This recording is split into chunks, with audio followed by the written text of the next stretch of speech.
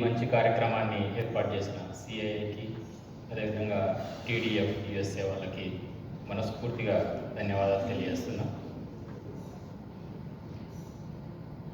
చిన్నప్పుడు మా నాయన 3వ తరగతిలోనే నన్ను పాల్గొననీకే బావి దగ్గరికి పంపించాడు. నేను చదువుకుంటా అంటే నన్ను బావి దగ్గరికి ఎందుకు పంపించిండు అని అనుకున్నా. పాలు విననీకే పంపించిండు. పాలు వింటుంటే మజానే ఉండే, కానీ దొడ్ల పెండ కూడా తీయమని అన్నాడు. దొడ్ల పిండ తీసినప్పుడు కూడా బాగానే ఉండే, కానీ పిండిన పాలను తీసుకుపోయి మార్కెట్లో కూడా అమ్మమన్నాడు. అమ్మమన్నప్పుడు కూడా మాతోనే ఉండే, కానీ సైకిల్ మీద పోమన్నాడు. నా మీద సైకిల్ మీద పోమన్నా, లేకపోతే నడుచుకుంటానన్నా పోమన్నాడు. ఎందుకో నాకు అర్థం కాలేదు ఆయన జీవితం అట్లా అయిపోయిందని. తర్వాత అర్థమైంది, అరే నువ్వు పని చేస్తుంటే నీ చదువు పనికి ఎట్లా ఉపయోగపడుతుందో మీ సార్లు చెప్తారా, అందుకోసమే పనికి పోమన్నాడు. పనికి దూరంగానికే చదువు కాదన్నాడు. నిజంగా ఈరోజు వ్యవస్థ మొత్తం కూడా చదువుకుంటే పనికి దూరంగా ఉండాలి, పని చేయకుండా ఉండాలి. అందరూ ఏసీలలో కూర్చొని చెక్కుల మీద సిగ్నేచర్ చేయడం కోసమే చదువుకుంటున్నారు. చెక్కులు తీసుకునేటోళ్ళు లేడు, ఇవ్వాలి అందరూ చెక్కులు ఇచ్చేటోళ్ళే తయారైన అలాంటి వ్యవస్థలు ఈరోజు మనము ఇక్కడ స్కిల్ డెవలప్మెంట్ గురించి మాట్లాడుకుంటుంటే నాకు నిజంగా ఆనందం అనిపిస్తుంది. అబ్బా ఇన్ని రోజుల కన్నా స్కిల్ గురించి ఆలోచిస్తున్నాం మేమని. పుస్తకం నేర్పని పాఠం చాలా నేర్పింది, నా బర్రె నేర్పింది పాఠం. ఏ టైంకి పాలు ఇవ్వాలనేది నేను పొద్దు దిక్కు చూస్తుంటే దాని గడియారం కూడా లేకుండా టైంకు పాలిస్తుంది. నేను పాలు విండేటప్పుడు 2 కాళ్ళ మధ్యలో బకెట్ పెట్టుకొని పాలు వింటుంటే ఈగలు గడుస్తుండే, దోమలు గడుస్తుండే. కానీ బకెట్ కింద పడితే మా అమ్మ తొడపాషం పెడుతుండే, సూర్యుడు చంద్రుడు కనిపిస్తుండే తొడ మీద. కాబట్టి జీవితంలో బ్యాలెన్స్ ఎట్లా ఉండాలన్న విషయం నేను పాల్గొనేటప్పుడే నేర్చుకున్నా. మా నాయన నేను 7వ తరగతి మంచిగా పాస్ అయినా నేను సంతోషంలో ఉంటే నన్ను కరిగట్ట పెట్టాడు. కరిగట్ట అంటే చాలా మందికి తెలుసు. కరిగట్ట ఆ బుర్జలకు పోయినప్పుడు తుమ్మముళ్ళు గుచ్చుకున్నది. ఆ తుమ్మముళ్ళు గుచ్చుకున్నప్పుడు ఎంత ఆనందం అంటే, ఆనందం ఏముండదు, కానీ ఆ తుమ్మముళ్ళే నాకు ఒక పాఠం నేర్పింది. అరే పిచ్చోడా, ఫస్ట్ కరిగట్ల నీళ్ళు పెట్టకముందే అందులో ఉన్న ముళ్ళన్నింటిని తీసి ఒడ్డు మీద పెడితే ఆ తర్వాత దున్నితే మంచి పంట వండుతుంది, బంగారు పంట వండుతుంది. అట్లా కాకుండా ముళ్ళని తీసి పక్కన పెట్టకుండా పోయి నీళ్లు కడితే ముళ్ళు గుచ్చుకోక ఏం చేస్తుంది అది. కాబట్టి నీ ఆలోచనలనే అంటే ఆ చెడు అనే ఆ ముళ్ళని మొత్తం నువ్వు బయటికి తీసి పక్కన పెడితే నీ జీవితం అనే పంట అద్భుతంగా పండుతుంది అన్న విషయము నేను కరిగట్ట దున్నులోనే నేర్చుకున్నాను. కానీ ఇప్పుడున్న చదువులు ఏవి కూడా గై నేర్పట్లేదు. సైకిల్ నేను 3వ తరగతిలో కిరాయి సైకిల్ తీసుకొని పోవాలి. దుకాణం దగ్గరకు పోయి కిరాయి సైకిల్ తీసుకోవాలి, బావి దగ్గరకు పోయి పాలు తీసుకోవాలి, మళ్ళీ తీసుకొచ్చి పాల బూత్లో పోయాలి. పాల బూత్లో పోయి బడిపోయేటప్పుడు ఆ సైకిల్ ఆ ట్యాక్సీ దగ్గర ఇచ్చిపోవాలి. ఇది మొత్తం గంటలో జరిగిపోవాలి. గంటకి నేను అప్పుడు 15 పైసలు కిరాయి. 5 నిమిషాల వరకు వాడు నన్ను ఎక్స్ట్రా టైం ఇస్తుండే. 5 నిమిషాల కంటే ఎక్కువైందంటే మళ్ళీ గంట వేస్తుండే. కాబట్టి నాకు టైం మేనేజ్మెంట్ నా సైకిల్ నేర్పించింది. అప్పుడప్పుడు సైకిల్ గుర్తుంటే మస్తు మజా వస్తుంది. అప్పుడప్పుడు పంక్చర్ అవుతుంది అన్నది కూడా విషయం గుర్తుపెట్టుకొని ఆ 10 మినిట్స్ టైంని కూడా నేను ఆ పంక్చర్ అయిన టైంని పంక్చర్ అయితే కూడా నేను టైంకి ఎట్లా చేరుకోవాలన్న విషయము ఆ time management, planning, pre planning అంతా కూడా నేను గల్లనే నేర్చుకున్నాను. కానీ అలా మొత్తం చదువుకుంటే పనికి దూరం కావాలి. చదువుకుంటే చదువుకున్నోడికి విలువ లేదు, పని చేసేవాడికి విలువ లేదు.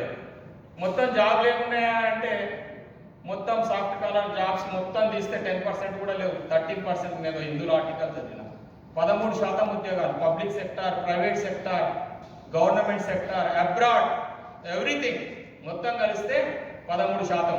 అది ఇంకొద్ది ఇంక్రీజ్ అయితే కావచ్చు 20%. మరి మిగతా 80% మంది ఎట్లా బతుకుతున్నారు ఇలా సమాజంలో? అందరిని 20% కోసమే తయారు చేస్తున్నాం. ఆ 20% కోసమే ఇన్స్టిట్యూషన్స్ అన్నీ ఉన్నాయి. లాస్ట్ సార్ కూడా ఆ ముందల 20% అక్కడైనా పిల్లల కోసమే చదువు చెప్తున్నాడు. ముందర బెంచ్లు ఉన్న 3కి 4కి 5 మందికి 10 మందికి. మరి ఎన్నుకున్నోడి సంగతి ఏంది? మరి ఎన్నుకున్నాడు ఎట్లా బతుకుతున్నాడు? వాని కాళ్ళ మీద వాడు బతుకుతున్నాడు. వానికి ఈ చదువేం అక్కర్లే, వాని కాళ్ళ మీద వాడు బతుకుతున్నాడు. ఈరోజు బడి భయాన్ని పెంచుతుంది. బడి భయాన్ని పోగొట్టాల్సిన బడి ఈరోజు భయాన్ని పెంచుతూ ఉంది. అలాంటి ఎడ్యుకేషన్ సిస్టమ్ మనం ఇక్కడ ఎంత కూర్చొని మాట్లాడినా కూడా మళ్ళీ రూట్ కాజ్ తీసుకున్నట్లయితే ఎడ్యుకేషన్లో ethics, values, work culture inculcate చేయకుండా మనం ఎడ్యుకేషన్ ద్వారా మనం బయటికి పంపిస్తే వాడు ఏమీ తెలియదు. ఇంజనీరింగ్ అయిపోయిన తర్వాత వాడికి పాన పట్టడం రాదు, సివిల్ ఇంజనీరింగ్ అవుతుంది, అసలు వానికి మెజర్మెంట్ తెలియదు, స్క్వేర్ ఫీట్ ఏదో తెలియదు, మీటర్ అంటే తెలియదు. ఈ మధ్య ఒక సర్వే కూడా వచ్చింది, అసలు ఇంజనీరింగ్ అయినా ఒక దాదాపు ఒక 100 మంది అమ్మాయిలని 100 మంది అబ్బాయిలు అడగండి ఈ చుడిదార్ సైజ్ ఎంత ఉంటుందని, ఓరు 30 సెంటీమీటర్లు, ఓరు 30 మీటర్లు, ఓరు లేదా 30 కిలోమీటర్లు కూడా చెప్పిన వాళ్ళు ఉన్నారు. అసలు ఎక్కడ అసలు మన చదువు ఎక్కడ అవసరం అవుతుంది, లైఫ్కి అవసరమైన చదువులు మనం ఇస్తున్నామా అన్నది మనం ఒక్కసారి ఆలోచించాలి. కాబట్టి నాకు అందుకోసమే నేను వెనుకనే చదివాను. నేను వెనుకుండిగా ఈ ముందర సార్ చెప్పేది నాకు అర్థం కాకపోతుండే, అది ఎక్స్ అనుకోమంటుండే, ఏది ఎక్స్ అనుకోవాలో ఇయ్యాలని కూడా అర్థం కాలేదు నాకు. ఆ నుంచి 4 తెచ్చుకోమంటుండే, ఏ నుంచి సార్ 4 అంటుండే. క్వశ్చన్ అడిగినప్పుడల్లా నన్ను 17 ఎక్కమంటుండే. నేను అడిగిన క్వశ్చన్కి 17 ఎక్కడికి సంబంధమే లేదు. నాకు ఒక కోటి ఎక్కవచ్చు, నన్ను కట్టుకొని నన్ను 17 ఎక్కం అడిగితే నేను ఎందుకు చెప్తా? కోటి ఎక్కం, కోటి గంటలో 2 కోట్లు, కోటి ముళ్ళ రిపీటెడ్ అడిషన్ బికమ్స్ మల్టిప్లికేషన్ అనే ఒక చిన్న కాన్సెప్ట్ నాకు తెలుసు. అలాంటిది నేను ఎందుకు నా ఎక్కాలను బట్టి పట్టాలి? లెక్కలంటే భయం తీసుకునేది ఆ ఎక్కాలతోనే. నాకు లాస్ట్కు ఏది అడిగినా కూడా లాస్ట్కు రోజు ఎక్కం బట్టి పట్టుకొని 17th టేబుల్ నేర్చుకొని పోతే ఉల్టా చెప్పమని నన్ను. నాకు అర్థమైంది, నన్ను భయపెట్టేయడానికి తప్పిస్తే నాకు జవాబు చెప్పనీకే కాదని. ఆ రోజు నుంచి ఎన్నికి పెంచిపోయినా. ఎప్పుడైతే తెలుగు సార్ వస్తాడో ముందు బెంచ్కి, లెక్కల సార్ వస్తే ఎన్నికి బెంచ్కి. లెక్కలు రాకపోతే ఆల్ సైన్సెస్కి, లాంగ్వేజ్, మ్యాథమెటిక్స్, మ్యాథ్స్ రాకపోతే నా ఫిజిక్స్ రాదు, నా కెమిస్ట్రీ రాదు. నేను అప్పుడే వదిలేద్దాం అనుకున్నా చదువు. కానీ మా ఫ్రెండ్ చెప్పిండు, అరే బైపీసీ తీసుకుంటే ఈ లెక్కలు లొల్లు ఉండదని. పోయి బైపీసీ తీసుకున్నా. 86లో మొత్తం అమ్మాయిలంతా బైపీసీ, మగవాళ్ళంతా ఎంపీసీ ఉంటుండే. నేను పోయి ఒక్కనే ఉంటే మగవాడిని అంతా చూస్తే కలర్ఫుల్గా బాగానే ఉండే. అంతకుముందు బాగా స్కూల్ ఉండే, కలర్ఫుల్ ఉండే, బాగానే అనిపించింది. కానీ తర్వాత భయం అయింది, ఏమో మగవాళ్ళ దాంట్లో ఇజ్జత్ ఉంటే పెద్ద పోయినా కూడా ఫరక్ పడదు, కానీ అమ్మాయిల ఇజ్జత్ పోతుంది అన్న భయం కూడా తీసుకున్నది. ఆ భయంతో ఫిజిక్స్, కెమిస్ట్రీ వదిలేసిన. అట్లనే ఏదో తిప్పలవాడి ఏదో పాస్ అయినా.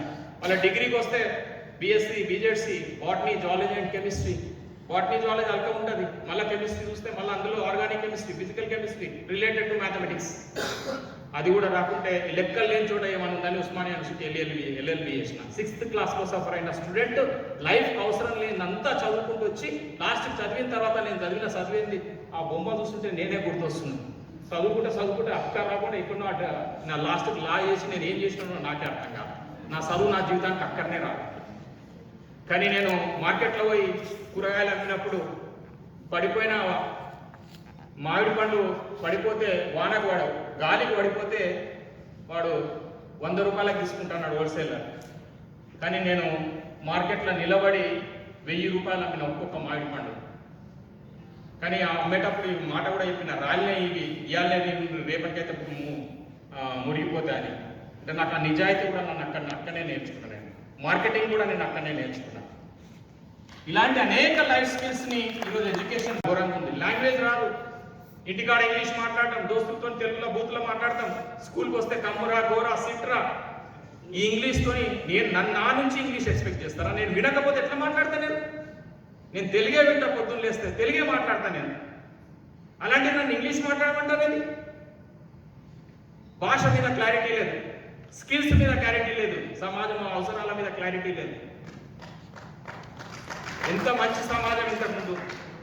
నేను కర్రు పంటలు వచ్చినాయంటే, జొన్నలు వేయాలంటే, దుక్కి దున్నాలంటే మేము ఒడ్లోళ్ళ దగ్గరికి పోతుంటే ఎంకటాయ మామ అనుకుంటా. ఆ వృత్తికి గౌరవం ఉండే. వెనక కూర్చొని అది తిప్పుతూ ఉంటే మా ఎంకటాయ మామ కర్లు చేసిండు. కర్లు చేసేటప్పుడు చాలా విషయాలు చెప్పిండు. ఇలాంటిది ఆ స్కిల్కి, ఎడ్యుకేషన్కి ఎక్కడ రిలేషన్ లేని ఒక చదువులు, ఒక లాస్ట్ భయంతో బయటకు వచ్చి ఎంత ఎక్కువ చదువుకుంటే అంత భయం. ఈరోజు ఇంజనీరింగ్ అయిన లక్షల మంది బయటకు వచ్చిండ్రు. ఏమొస్తుంది? ఏం రాదు. ఇంతకుముందు సార్ చెప్పినట్టు మళ్ళీ అమీర్పేటలోనే ఆ చదువేదో అమీర్పేటలోనే చదివినట్టు అయిపోతుంది కదా. అమ్మ నాయన కన్నా అక్కడ వచ్చేటోడు, ఇన్ని రోజులు అమ్మ నాయన కన్నా సాయం చేసేటోడు కదా.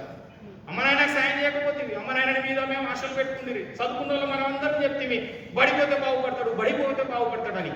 15 ఏళ్ళు బడిపోయిండు, కాలేజ్కి పోయిండు, లాస్ట్కి వచ్చి ఊర్లో వచ్చి లుంగి కట్టుకొని తిరుగుతా ఉన్నాడు. ఎవరు దానికి బాధ్యులు? ఏం నేర్పించినాం మనం? దయచేసి స్కిల్స్ గురించి చాలా ఆవేదన ఉంది. అందుకోసమే కానీ ఎన్కి బెంచ్లో కూర్చొని నేను చాలా నేర్చుకున్నాను. స్పోర్ట్స్ టీచర్ సార్ ఏడు బడి ఉన్నాడు సార్, నాకేం అర్థమవుతుంది అంటే మా సార్ బయటికి పిలిచి వచ్చిన గ్రౌండ్ క్లీన్ చేయమన్నాడు. గ్రౌండ్ క్లీనింగ్లో నేను నెంబర్ 1.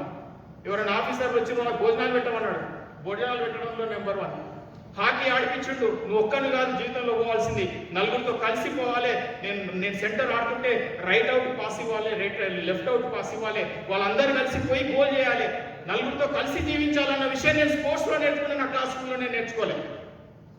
అదే నా ఈరోజు జీవితంలో నిలబెట్టింది. నేను 35 years వరకు బిజినెస్ చేస్తున్నాను, చేసి రిటైర్మెంట్ కూడా ఇస్తున్నాను. ఎర్నింగ్ నుంచి రిటైర్మెంట్ తీసుకొని నాలాగా సఫర్ అవుతున్న పిల్లలు మళ్ళీ సఫర్ కావద్దని నాది ఒక 50% ల్యాండ్ని కల్వకుర్తిలో 12.5 acres అక్షరవనం అని చెప్పి ఒకటి ఎస్టాబ్లిష్ చేసి అక్కడ పిల్లలు ఆడుతూ పాడుతూ చదువుకోవాలి, చదివేటప్పుడు స్కిల్స్ నేర్చుకోవాలి. మా పిల్లలు హాయిగా వంట చేస్తే 0 worker.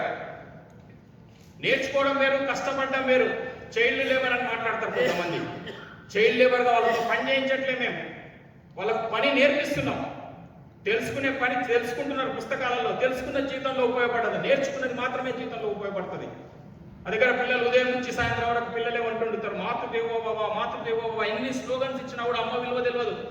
కానీ ఆ పిల్లవాడు 5 గంటలకు స్నానం చేసి వంట రూమ్లోకి వెళ్ళి బ్రేక్ఫాస్ట్, లంచ్ అండ్ డిన్నర్ 3 వండి పెట్టి వడ్డించి లాస్ట్ సర్ది మిగిలితే తిని లాస్ట్ గిన్నె 9ంటికి ఆ కడిగి ఆ సెల్ఫ్లో పెట్టేటప్పుడు అమ్మా అంటాడు. అది మాతృదేవోభవ. వానికి అర్థమయ్యేది ఆ విధంగా మాతృదేవోభవ అంటే అట్లా అర్థమవుతుంది. మాతృదేవోభవ, పితృదేవోభవ, ఆచార్య దేవోభవ ఎన్నిసార్లు అడిచినా కూడా ప్రీచింగ్ ద్వారా ఏం కాదు, ఓన్లీ వర్క్ చేయడం ద్వారానే అవుతుంది. ఆ పిల్లలు ఆవుల గోశాలకు పోతారంటే నెలకు ఒకసారి వస్తుంది. ఎంత ప్యాషనేట్గా పిల్లలు ఆవులను మేపుతారు.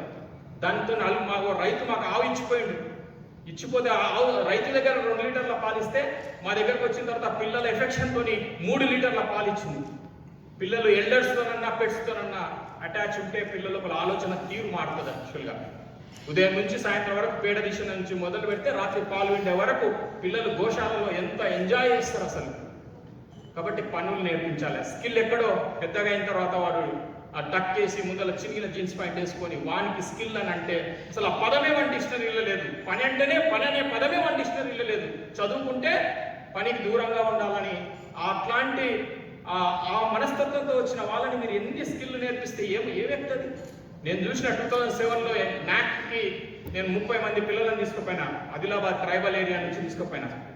3 నెలల కోర్స్ అది. వాళ్ళని మోటివేట్ చేయడానికి వాళ్ళ మీద ఎంత ఖర్చు పెట్టాం, లాస్ట్కి NAC కూడా బాగా ఖర్చు పెట్టింది. 30 మందికి ట్రైనింగ్ ఇస్తే లాస్ట్ ట్రైనింగ్ 3 నెలల ట్రైనింగ్ అయిపోయిన తర్వాత 29 మంది ఊర్లో వచ్చి లుంగిలు కట్టుకొని తిరిగిండు. ఒక్కడు మాత్రమే ఎల్లంటికి వెళ్ళిండు. వాడు కూడా 1 month తర్వాత వాడు వాపస్ వచ్చాడు. అంటే సైకలాజికల్గా స్కిల్ అంటే ఒక రోజులో ఈ స్కిల్ ఇవ్వడం అనేది కాదది, సాధ్యం కాదది. ఇంతకుముందు మన గురుకులాలు ఎట్లున్నాయి, గురువు అన్ని పనులు చేయించిండు, ఆవుల దగ్గర పంపించిండు, వ్యవసాయం చేయించిండు, వృక్షాలను పెంచిండు, అక్కడ ఉండే లాస్ట్ బట్టలు ఉతకబెట్టిండు, అన్ని చేసిండు, అన్ని పనులు చేసిండు. కాబట్టి మన పనిలో టెక్నాలజీ యాడ్ కావాలి. మనం ప్రొఫెషనల్ కోర్స్ చేస్తే పనికి టెక్నాలజీ యాడ్ కావాలి. పని లేకుండా టెక్నాలజీ ఏం చేయలేదు. కాబట్టి చిన్నప్పుడు అందుకోసమే నాకు అసలు జాబ్ చేయడం కోసం చదువు అంటేనే నాకు కోపం వస్తుంది. జాబ్ చేసి చదివేందుకు అసలు మన కాళ్ళ మీద మనం నిలబడ్డం కోసం చదువు, దానికి వెతుక్కోవాలి మనమే. నేను లా చేసి నేనేమి ప్రాక్టీస్ చేయలేదు, జస్ట్ అట్లనే అదే డ్రెస్ జరగంత పోయి అసలు చార్మినార్ కాడ ఫోటో దిగి, ఎందుకంటే మళ్ళీ డ్రెస్ దొరుకుతుంది కదా, కిరాయి తెచ్చుకున్న చార్మినార్ పక్కన ఆ ఫోటో దిగి ఇప్పటికి లైబ్రరీ ఉంది ఆ ఫోటో. సర్టిఫికేట్, ఈరోజు సర్టిఫికేట్ చూస్తే చెత్త పుట్ట కూడా చీ అంటుంది, వైట్ పేపర్ని యాక్సెప్ట్ చేస్తుంది, సర్టిఫికేట్ మాత్రం యాక్సెప్ట్ చేయట్లేదు చెత్త పుట్ట కూడా. మీరు ఎవరన్నా నా సర్టిఫికేట్ చూసి ఉద్యోగం ఇస్తారా చెప్పండి. పాపం పిల్లల్ని మోసం చేస్తున్నాం, ఎంతో ఆశలు పెట్టి మోసం చేస్తున్నాం. 10th ఫెయిల్ చేస్తే వాడు మంచి అమ్మనాయనకు అక్కర వచ్చేటోడు. నక్సల్స్ ప్రాబ్లం ఉంది, నక్సలైట్లలో పోతున్నారని వాడిని పాస్ చేసేసి ఇంటర్మీడియట్కి వెళ్ళిన తర్వాత అని నడుము వంగకుండా చేసినాం మనం. చూచిరాతలు రాసిందే రాసి ఫెయిర్ నుంచి రఫ్ల నుంచి ఫెయిర్లకి, ఆ తర్వాత ఎగ్జామ్ రాసి ఇంత అబద్ధాలు వస్తున్నాయి, నడుము నొప్పి వస్తుంది. ఆ తర్వాత ఇంకా వానికి స్కిల్ డెవలప్మెంట్ ఏం నేర్పిస్తాం. కాబట్టి దయచేసి ఇక్కడ ఉన్న పెద్దలందరూ కూడా ఆలోచించాలి. స్కిల్ అనేది ఒక రోజులో వచ్చేది కాదు. మనం స్కూలింగ్ నుంచే స్కిల్ నేర్పడం అనేది అక్కడెక్కడో మీరు సీడ్ వేస్తే ఆ తర్వాత మీ ఇండస్ట్రీ ఏది కూడా ఇబ్బంది పడదు. ఎంత స్కోప్ ఉంది, ఏ ఇండస్ట్రీలో ఎంత స్కోప్ ఉంది, అంతమంది పిల్లల్ని దానికి ఆశ పెట్టి ఎంతమంది అక్కడ అకామిడేట్ అవుతున్నారు, ఎంతమంది డిసప్పాయింట్ అవుతున్నారు. మరి డిసప్పాయింటెడ్ అయ్యే వాళ్ళ పరిస్థితి ఏంది? ఇప్పుడు ఏం చెప్పలేక అశోక్ నగర్లో నేను సివిల్స్ ప్రిపేర్ అవుతున్నా, గ్రూప్ 1 ప్రిపేర్ అవుతున్నా, వాళ్ళ అమ్మ నాయన ఫుల్ చేసుకుంటా ఉంటారు. ఇంకా మనకి కాదురా, ఇది కాదురా, అందులో ఓన్లీ 0.00 ఉద్యోగాలు ఉన్నాయి. అంత ఉద్యమకారులు కూడా ప్రభుత్వ ఉద్యోగాలు నోటిఫికేషన్ ఇవ్వాలి అని అంటారు.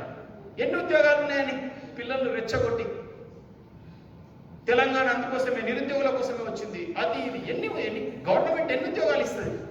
పాజిబిలిటీ ఎంత లెక్క చూడండి, 0.01 కూడా లేదు.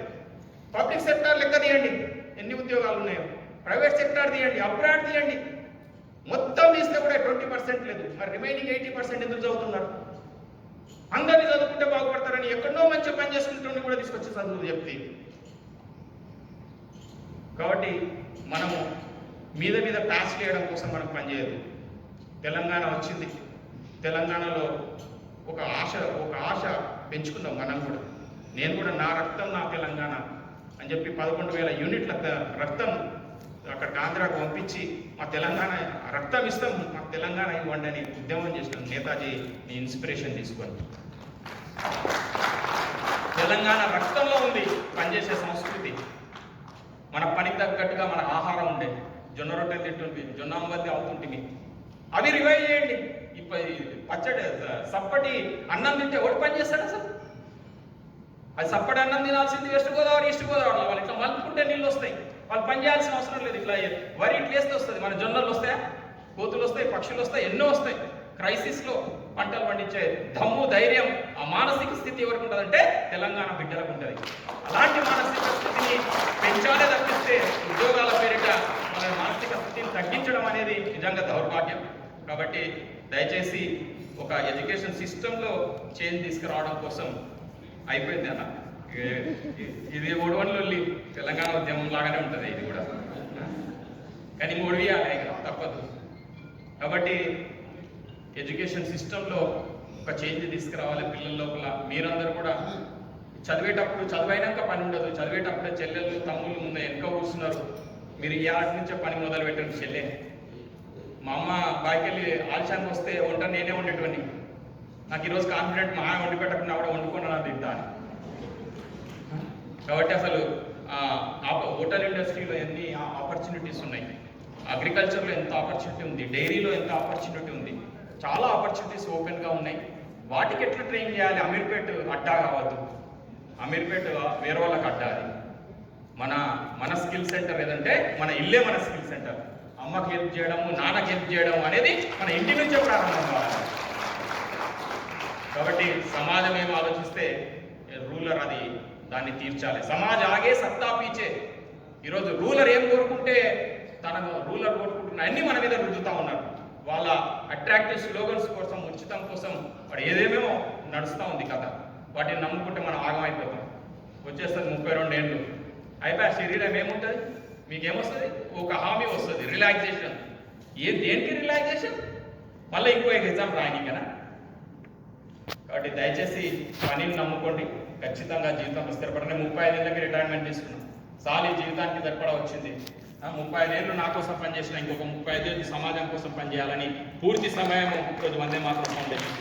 ఆ దమ్ము డబ్బంటే లగ్జరీని ఎవరు మీట్ కాలేదు. మినిమం లివింగ్ అవసరమైనంత వచ్చిన తర్వాత ఇచ్చే అవకాశం ఇచ్చిన భగవంతుడు, ఇచ్చే అవకాశం ఇచ్చిన తర్వాత కూడా ఇవ్వడం అనేది ఇవ్వకపోతే దానంతా పాపం ఇంకోట్లేదు. నా ఆస్తిలో సగం, నా వయసులో సగం నేను పెళ్లికి ముందే నేను డిసైడ్ చేసిన. నాకు అమ్మాయి అయినా అబ్బాయి అయినా ఒకరే. నా రెండో సంతానం ఎవరంటే ఇలా పనికి దూరం అవుతున్న చెల్లెళ్ళు తమ్ముళ్ళు అంతా నా రెండో సంతానం. వీళ్ళని మార్చాల్సిన అవసరం ఉంది. ఒక ఆలోచనతోని ఈరోజు ఒక ప్రయత్నం మొదలుపెట్టిన అక్షరవనంలో. దయచేసి మీరు వచ్చి ఇంకా పెద్దలందరి సలహాలు కూడా అవసరం ఉంది. ఆ పిల్లలు చాలా వాన్ కటింగ్ వీన్ కటింగ్ వాడు చేస్తాడు, వాన్ కటింగ్ వీన్ చేసుకుంటాడు. ఎంత అల్గా చేసుకుంటాడు. కత్తెర పట్టుకోవడంలో ఉన్న మజా ఏం తెలుసు? పెన్ను పట్టుకొని ఎగ్జామ్ రాసిన దానికంటే మస్తు మజా ఉంటుంది. కాబట్టి ప్రతి పని కూడా నేర్చుకోవడం అనేది చాలా ఇంపార్టెంట్. నేర్చుకునే ఏజ్లో తెలుసుకోవడం అనే మోసం జరుగుతూ ఉంది. కాబట్టి నేర్చుకోవడం కోసం ఒక వ్యవస్థని ఏదైనా ఏర్పాటు చేసి సిఐఐ దానికి అవసరమైన ప్లాట్ఫామ్స్ క్రియేట్ చేసి టీడీఎఫ్ కూడా ఆ దిశగా స్కిల్ ఎట్లా పెంచాలనేది రూట్ నుంచి రండి. ఒక 10 సంవత్సరాల తర్వాత ఖచ్చితంగా బడంటే భయం పోయి బ్రతుకంటే ఒక ఆశ పెరిగి ఖచ్చితంగా మంచి తెలంగాణ యువత అందరూ కూడా మంచి స్కిల్స్తోని మంచి ప్లేస్మెంట్ అవుతారని, మంచి జీవితాన్ని గడిపి సమాజానికి అక్కరొస్తారని నేను మనసారా కోరుకుంటూ నాకు అవకాశం ఇచ్చిన టీడీపీ వారికి పూర్తిగా ధన్యవాదాలు.